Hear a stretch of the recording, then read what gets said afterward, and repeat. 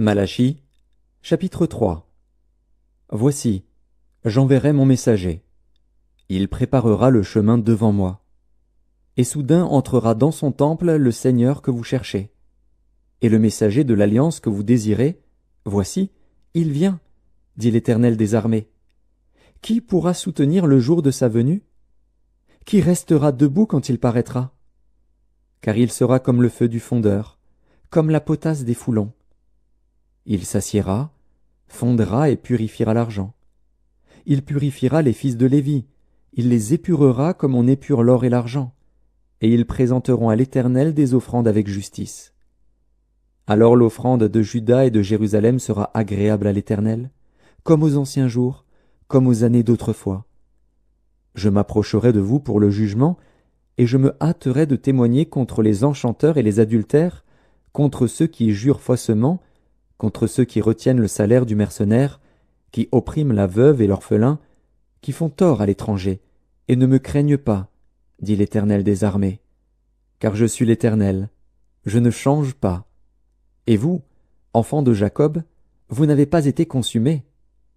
Depuis le temps de vos pères, vous vous êtes écartés de mes ordonnances, vous ne les avez point observées. Revenez à moi, et je reviendrai à vous, dit l'Éternel des armées. Et vous dites, en quoi devons-nous revenir? Un homme trompe-t-il Dieu? Car vous me trompez, et vous dites, en quoi t'avons-nous trompé? Dans les dîmes et les offrandes. Vous êtes frappés par la malédiction, et vous me trompez, la nation tout entière.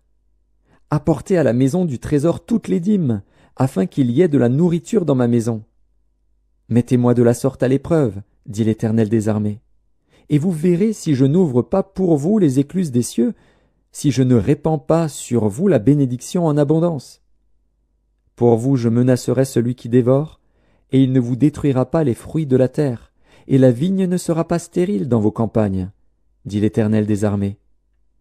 Toutes les nations vous diront heureux, car vous serez un pays de délices, dit l'Éternel des armées. Vos paroles sont rudes contre moi, dit l'Éternel. Et vous dites, qu'avons-nous dit contre toi? Vous avez dit, c'est en vain que l'on sert Dieu.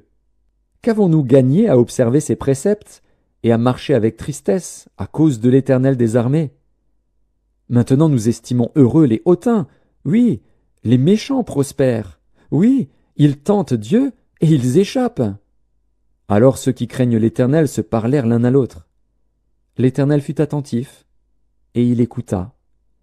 Et un livre de souvenirs fut écrit devant lui pour ceux qui craignent l'Éternel et qui honorent son nom. Ils seront à moi, dit l'Éternel des armées.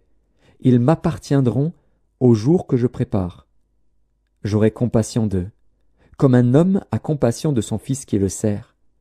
Et vous verrez de nouveau la différence entre le juste et le méchant, entre celui qui sert Dieu et celui qui ne le sert pas.